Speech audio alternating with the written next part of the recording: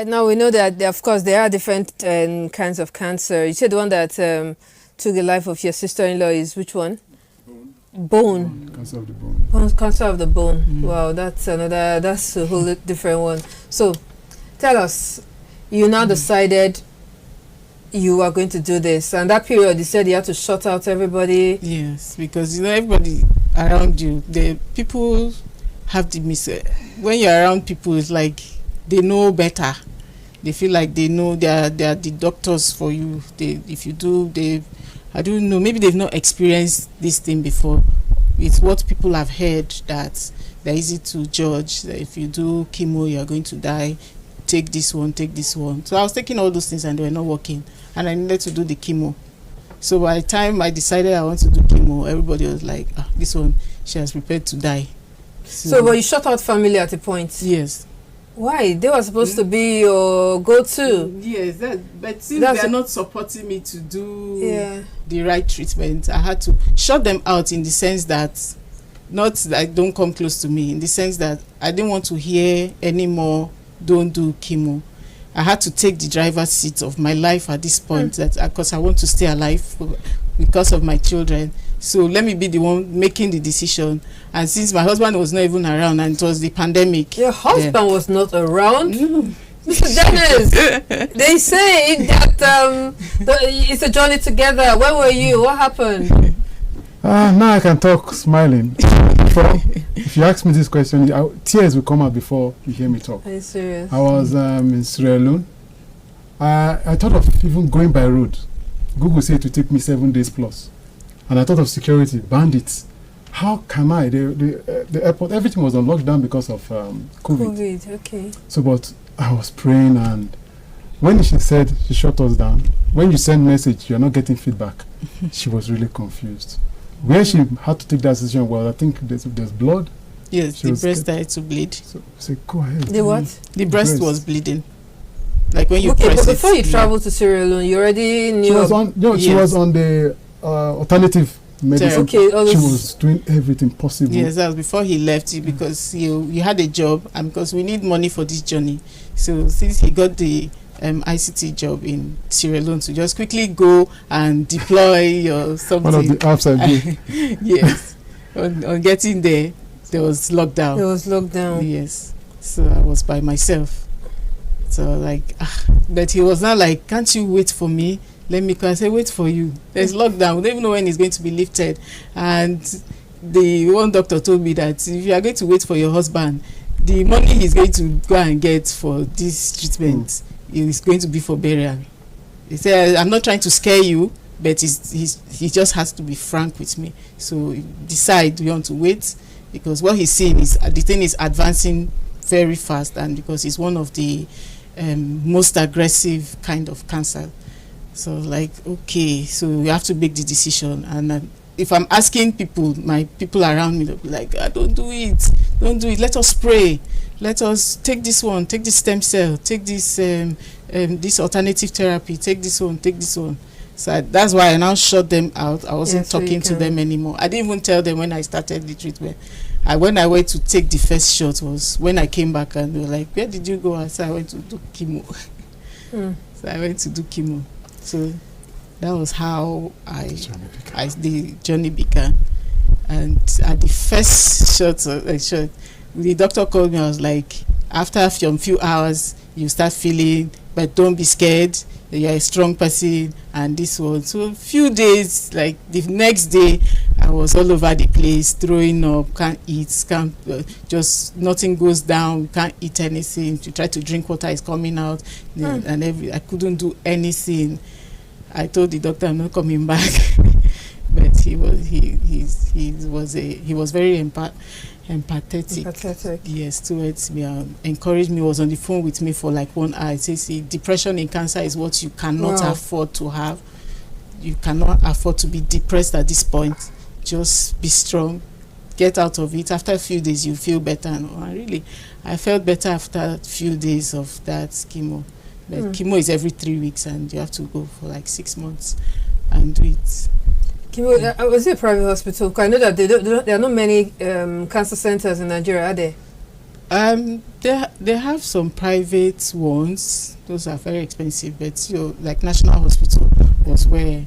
That was where you went? Yes. Oh, so National Hospital is where you went to? Yeah, National Hospital has like one of the best oncologists. Yeah. It's like all the oncologists in Abuja are in National Hospital.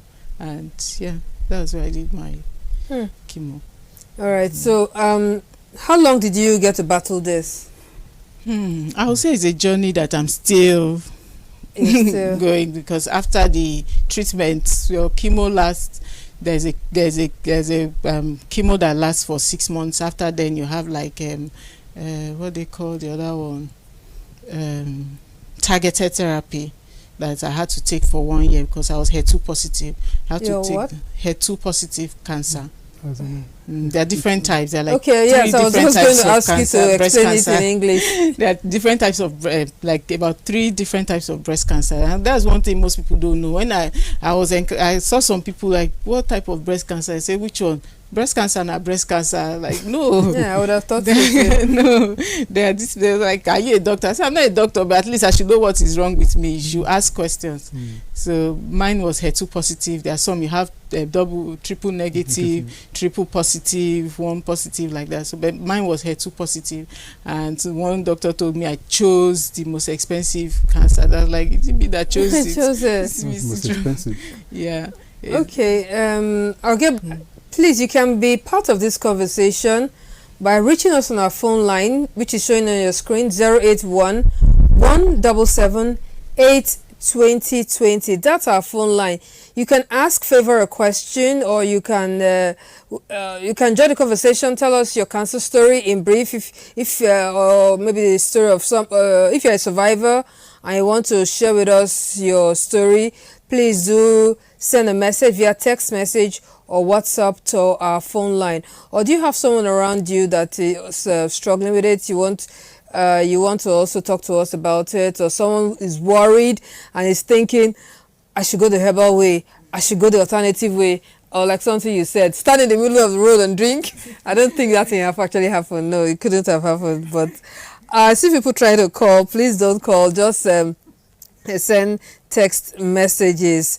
All right. So, when you mentioned lockdown period, I take it that's 2020, but yes. That wasn't when you started battling this, was it? I was diagnosed in 2019. 2019. Yes, but 2020 was when I started chemo. But from that 2019, I think October or so, that was when I was actually diagnosed. I did the first surgery. In 2020, around March, that was when I started chemo. After the chemo, I went for surgery. I had a full mastectomy, so they took out the breast. Okay, they took out the breast. It's artificial. Don't be deceived. Artificial. Yes, it's artificial breast. They took out the breast. Early this year, I made up my mind that I want to have a double mastectomy, and they took out the second breast. Yeah, because it's is it possible that it might spread or something? Yes. The breast was giving me problem, although it was benign, and some people were like, don't remove it, the thing is benign. Is it your breast? Exactly. I want to remove it. Like, though there's stigma attached to it, because people around me that know, yes, be like, you can't be half person, be half body and everything. Some people say, you have cancerous genes. And some people just make some kind of comments that they don't know affects you psychologically. But I think I've grown thick skin. Wow, you've indeed grown thick skin. You've indeed grown thick skin. I would like to hear your story a little, but maybe you want to share with us very briefly your sister-in-law story, because the bone I don't think it's a very common one, right? The bone marrow bone. I think it's common, because so like we know for breast cancer, you check for lump and everything. What do you check for? How does this happen? We were both in this journey with her, trying to locate where the problem was coming. When I asked, what was the feeling first of all to know that? Oh no, you don't want to go there. The pain. Okay, when I was driving, okay, my late sister Gladys, any slight bump on the road, yes, she screams. The pain from the back. She was blaming it on a split disc at the spinal cord. So we went to MRI, did all the scan, all sort of tests. They keep saying, oh, madam, it's your spinal cord, it's split, okay, take this. We did all sort of scanning, we even sent some abroad for. We were planning to take her to India, and the money was not there. Like towards the final stage in UBTH or so, they discovered it was bone marrow cancer. Wow. Then she started bone marrow. Bone marrow. You cannot even tell. Like you can't. No, it's happened. Is that the bone connects to the spinal cord, so it started disintegrating from the spinal cord. You know, because it's going to be confusing. You know that sometimes they say the way your sitting position is what's making your bone marrow. You know, have.